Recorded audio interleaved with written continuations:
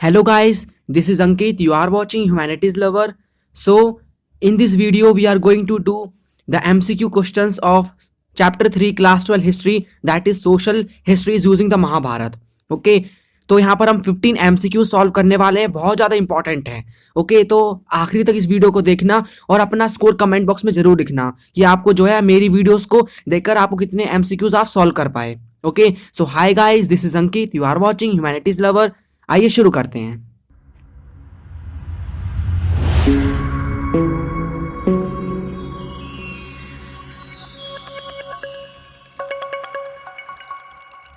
तो पहले मैं आपको क्वेश्चन दिखाऊंगा, उसके बाद जो है आप वीडियो को पॉज करना और खुद अटेम्प्ट करने की कोशिश करना. उसके बाद आप मैच कर सकते हो. ठीक है.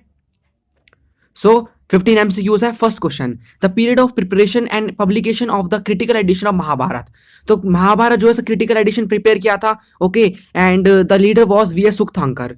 तो कितनी उसमें टाइम पीरियड क्या था उसका. Okay, so the time period was 1919 to 1966. मैं जल्दी से दिखा रहा हूं क्योंकि आपका टाइम वेस्ट ना हो. Move to second question, how long it took to complete the critical edition of Mahabharata. देखो मैंने आपको अपनी वीडियोस में अच्छे से बता रखा है कि क्रिटिकल एडिशन का मतलब क्या था और इसका क्यों प्रिपेयर किया गया था, कब तक प्रिपेयर किया था और क्या टाइम पीरियड था. ओके, तो टाइम पीरियड आपको पता चल गया.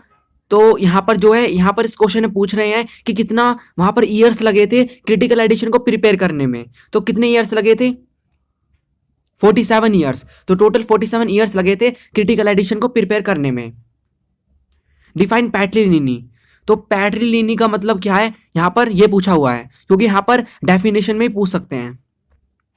सो पैट्रिलिनी का मतलब होता है कि कोई भी किंगडम है वो फादर से के बाद जो है, फादर की डेथ के बाद सन के पास जाएगा, फिर जो सन का, उसके जो फादर का जो सन का बेटा होगा उसके बेटे के पास, उसके बेटे के पास. तो ये जो पूरा सिस्टम चला आ रहा है कि उसके बेटे के पास पूरा सिस्टम है, उसको कहते हैं पैट्रिलिनी. ओके, और एक टर्म मैट्रिलिनी भी होती है. उसमें वहां पर बस मदर यूज होगी कि मदर से किंगडम मिल रहा है बेटे को, और फिर उसके बेटे को, फिर उसके बेटे को, ऐसे जो पूरा सिस्टम चला आ रहा है that is called matriliny. And father का है तो patriliny. Dash is the practice of a women having several husband. तो हमने टाइप ऑफ मैरिजेस कवर की थी अपनी वीडियो में. तो यहां पर जो है कौन सी ऐसी प्रैक्टिस है, कौन सी ऐसी टाइप ऑफ मैरिज है जहां पर एक वुमेन के सेवरल हस्बैंड्स होते हैं? पॉलीएंड्री. तो उसे पॉलीएंड्री कहते हैं मैरिज को. द गोत्रास वर नेम्ड आफ्टर हुम. तो मैंने आपको बताया था कि गोत्रा जो है, कोई भी गोत्रा का नाम कैसे पड़ता है, किसके नाम से पड़ता है, वो आपको बताना है. वैदिक सीड्स, कोई भी आपको ऋषि मुनि मिलेगा, भारद्वाज वगैरह, तो वैदिक सीड्स जो भी होते हैं, ऋषि मुनि जो होते हैं, उनके नाम पर गोत्रा का नाम पड़ता है. और जितने भी आज हमारे पास प्रेजेंट गोत्राज है ना, तो वो उन्हीं के नेम पे हैं. Okay, Eklavya belong to the category of. तो जो एकलव्य था वो किस कैटेगरी से बिलोंग करता था? He was belong to the category of Nishad. ये कैटेगरी है. Okay, the people who handle corpse and dead animals were called. तो कौन थे वो लोग जिनका काम था कॉर्प्स, जो डेड बॉडी होती है एनिमल की और ह्यूमन बीइंग की, उनको हैंडल करना. ओके, तो वो किनका काम था? निषद का, शूद्रा का, वणिक का और Chandal. That was a work of Chandal. Name any two different ways of acquiring wealth for man according to Manusmriti. तो मनुस्मृति क्या है? मनुस्मृति एक टेक्स्ट का नाम है, एक बुक का नाम है जहां पर कुछ चीज लिखी हुई हैं.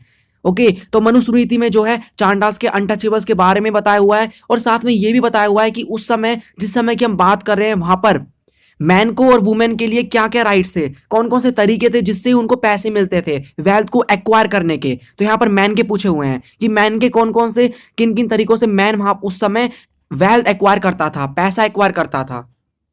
तो वो तरीके थे इन्वेस्टमेंट, कहीं पर उसने इन्वेस्टमेंट कर दी, पैसे इन्वेस्ट कर दिए, या फिर उसको कुछ गिफ्ट मिल रहा है.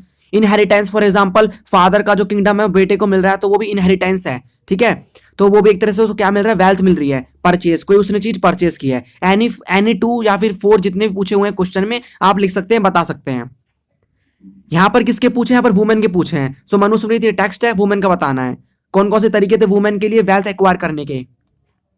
मैरिज होगी, शादी होगी तो कुछ ना कुछ मिलेगा. ओके, ब्रदर ने गिफ्ट दिया, फादर ने या फिर मदर ने कोई गिफ्ट दिया, वो भी एक तरीका है. इनहेरिटेंस, जैसे प्रभावती गुप्ता एक केस में हुआ था ना, वैसे कि चंद्रगुप्त सेकंड ने क्या किया था, अपनी डॉटर प्रभावती गुप्ता को पूरा लैंड दिया था, पूरा किंगडम दिया था, तो वो भी इनहेरिटेंस है, purchase.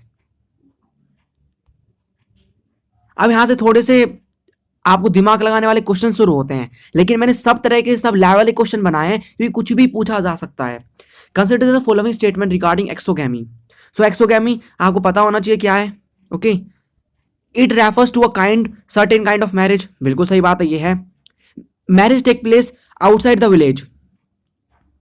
Okay, marriage outside the unit, marriage is within the unit, within unit. Okay, तो इस यहां पर जो है कौन कौन सी स्टेटमेंट सही है। ओके, तो यहां पर ट्रिक ये है कि फर्स्ट तो होगी। ओके, फर्स्ट तो यहां पर स्टेटमेंट सही होगी बिकॉज ये टाइप ऑफ जो है मैरिज है।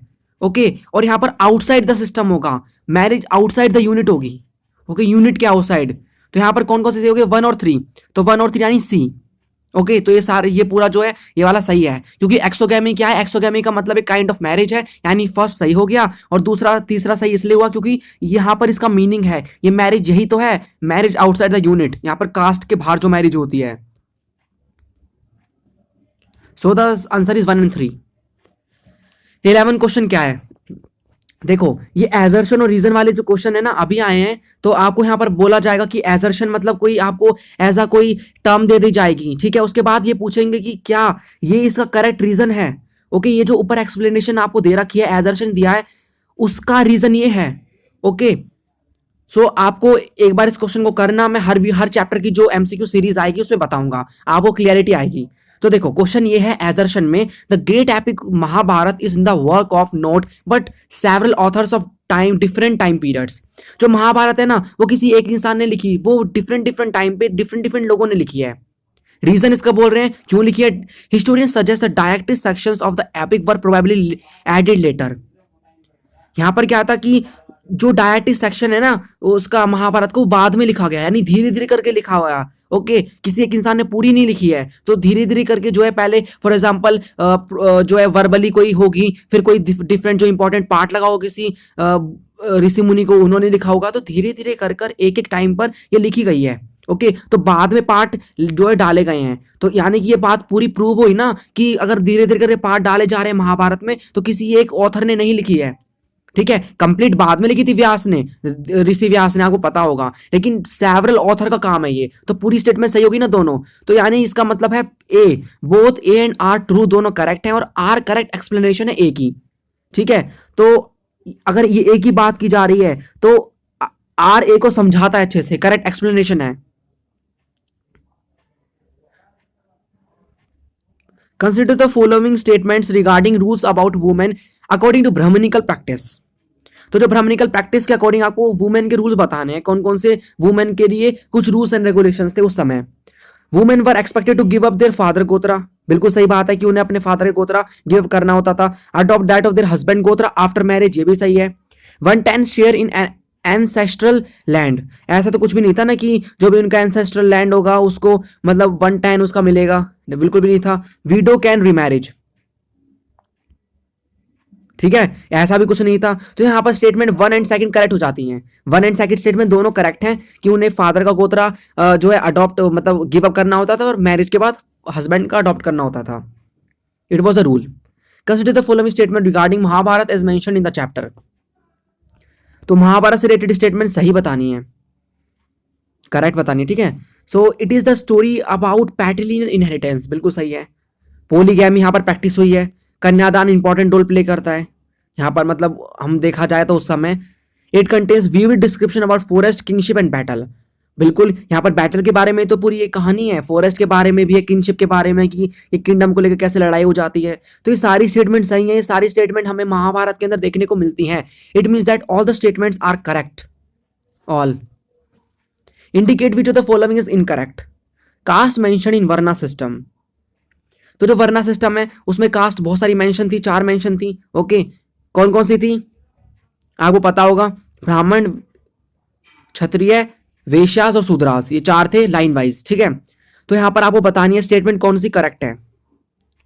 Brahmans could only read scriptures, incorrect बतानी है, सॉरी आपको यहाँ पर इनकरेक्ट स्टेटमेंट बतानी है। यस, ब्राह्मण्स के पास ही जो है राइट था कि वो स्क्रिप्चर्स ले सकते हैं, रीड कर सकते हैं, तो यहाँ पर ये स्टेटमेंट सही हो गई।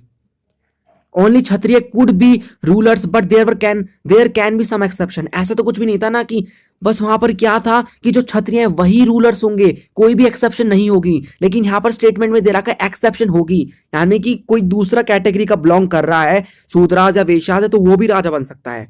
ये स्टेटमेंट का मतलब है, तो गलत है ना। तो इनकरेक्ट पूछिए तो ये आ गई, ये आपको देखने की जरूरत ही नहीं है।